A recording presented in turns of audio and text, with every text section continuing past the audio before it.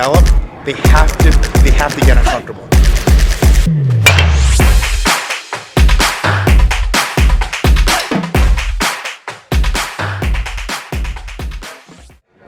Let's do it.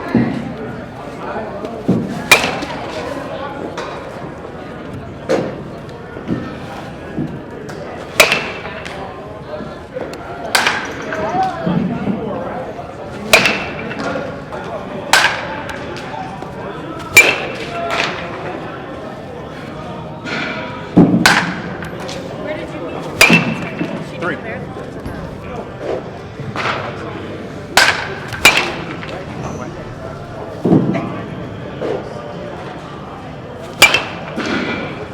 Last one. Look good, huh?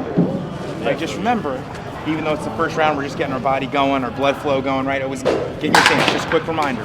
Remember this. We want to make sure that when we're loading, our hands are going back as well, too. Sometimes if they just stay where they are, we have a tendency to just go right to the ball, which means there's that awesome pitch, and instead of hitting it well, we're out in front. So make sure those hands are going back slightly, almost like we're pulling back that arrow, right? We're pulling back that arrow. In order for the arrow to fly across the field, you have to pull it back like that. Okay, here we go. Drive through the baseball.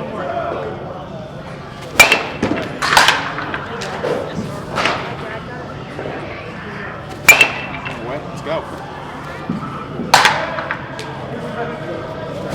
Boom.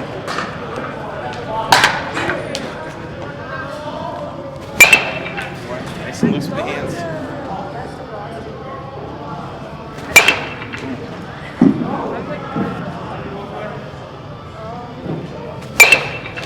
Looks like $1 million, right? So I don't want to put you on the spot, but I'm going to for the sake of today, right?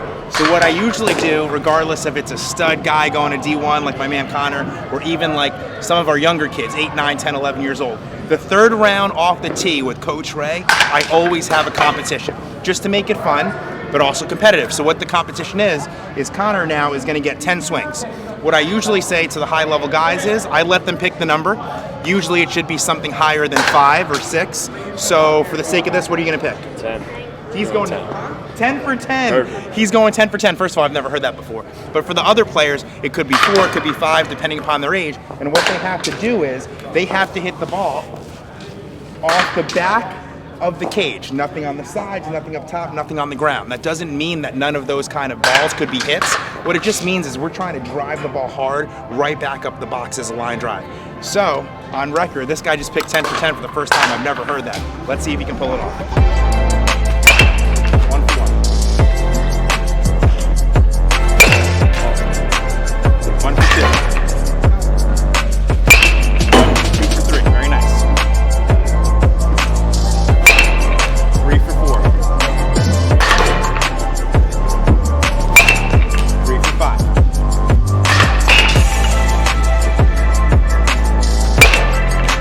4 for 6. 5 for 7.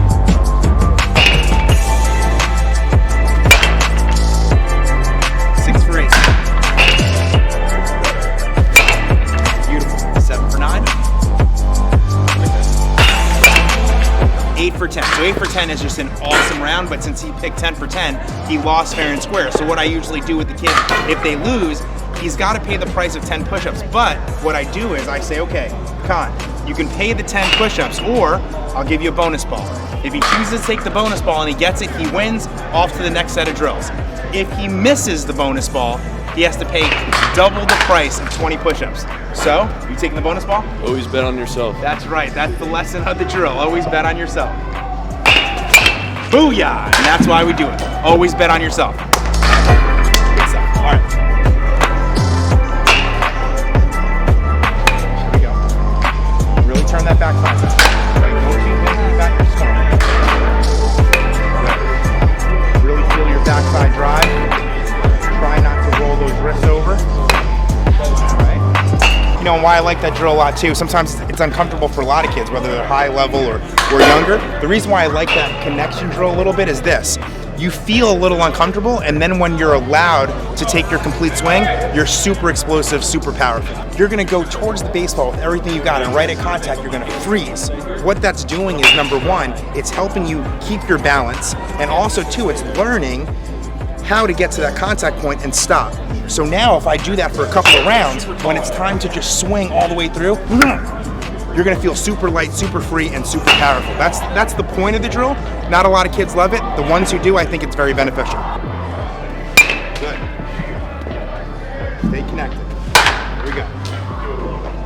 Wow.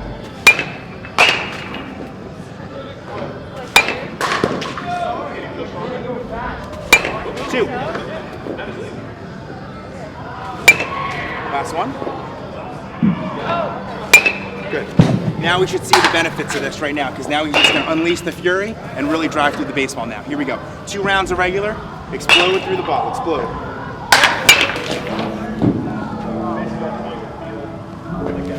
Good. Like your momentum is taking you from the pitcher versus Sit on the backside. There it is. Good.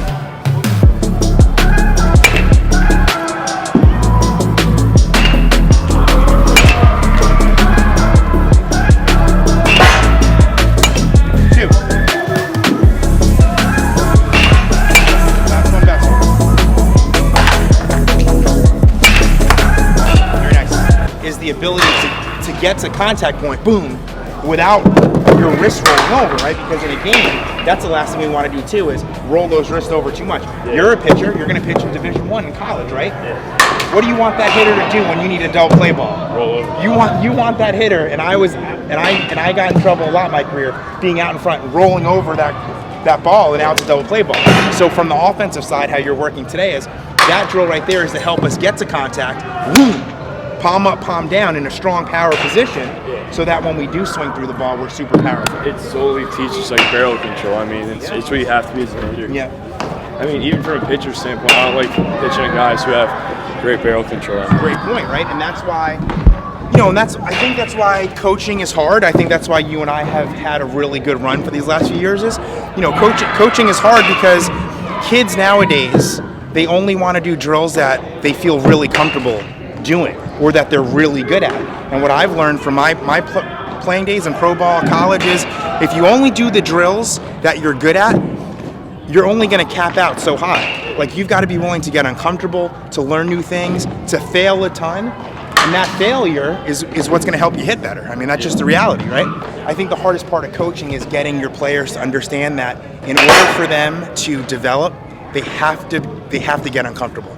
They got to push themselves and work harder and do drills that maybe their old coaches or their parents or people that have taught them the game in the past are not teaching them now. And that's kind of where we come in, right? So coaching's not easy, but it's awesome.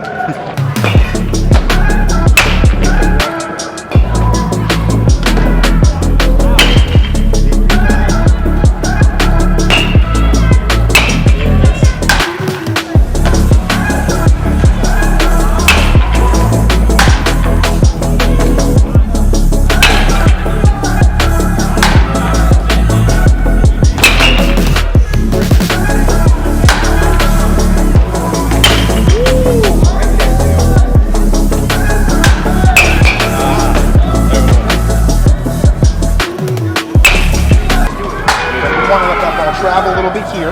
We don't want to let it travel too deep where it beats you, but a little bit deeper so that we can drive the ball up the middle to the right center. That ball that I flipped you that was middle away, what happened? You went out and got it. We try to make contact way out here, and what happened to our wrists? We roll over, and there's that ground ball. So we've got to remember that the contact points are important. Inside, middle, outside, right? Hitting the ball in the right spot is going to lead to a ton of success. Okay, here we go.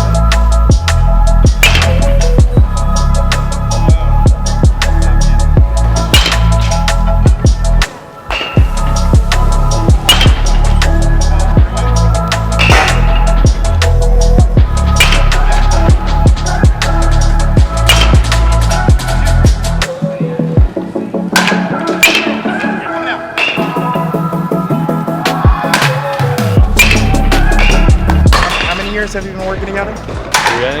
3 3 years. The it's amazing to think, right? Connor's a great example of get a chance to work with the player. They come in when they're a little bit younger, 13, 14, 15 years old, and you see potential. Like, man, this kid could be good, right? And then two things usually happen. The kid usually turns out how you thought in your head as he's a good player, or they don't become that. And I really think that the ingredient is hard work, right? So he's an example of a kid who came in, and you can just see it in his eyes.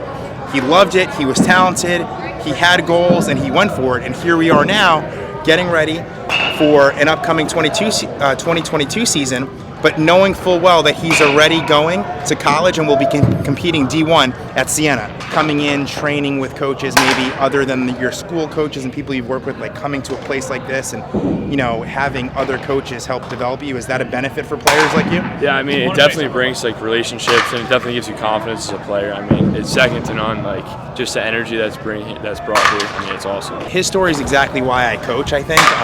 If you go way back to 2005, 2006, this was the place where I was training like Connor to get ready for my spring training seasons and playing pro ball. I remember vividly that I was in the red in the infield where you and I do our defensive work, where I found out I was signing with the New York Mets, right? So if you ask every coach that coaches here, they have a story to how zone helped them develop as a player too, and I know that this place helped me a great deal in my pro career for sure.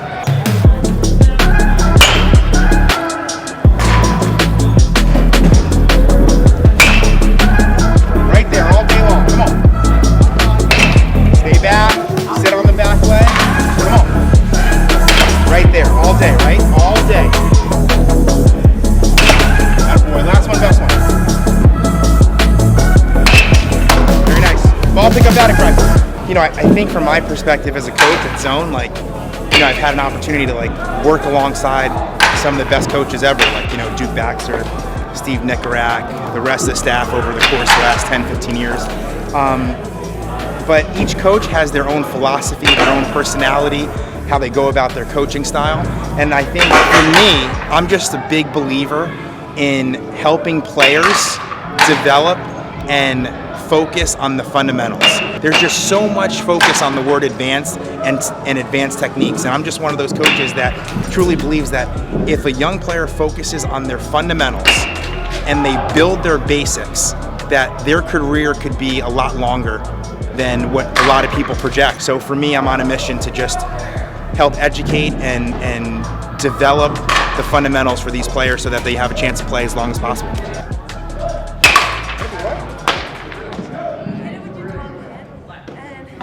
Yes.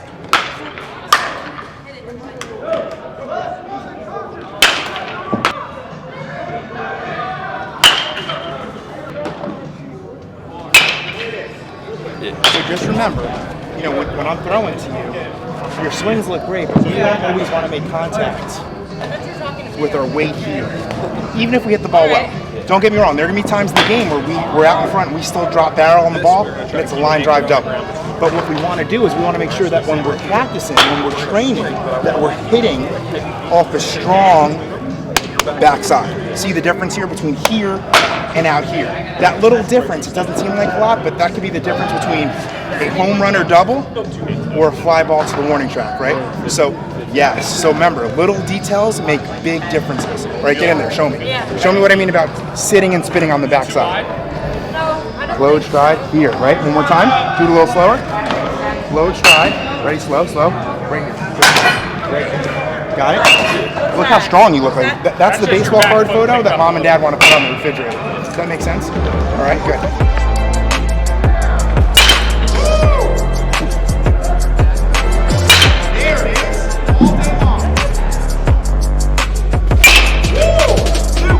All my guys, they come in, they're focused, they're ready, and they want to get after it. And a 30-minute workout can feel like 10 minutes, really. Sometimes you feel as a coach, there's not enough time.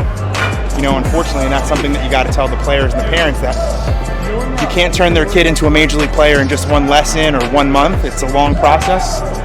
For God's sakes, I committed my whole life to the game, and I still couldn't figure it out. Worst part of baseball lessons, picking up the balls. We all had $1 for every baseball we picked up in our careers as players and coaches.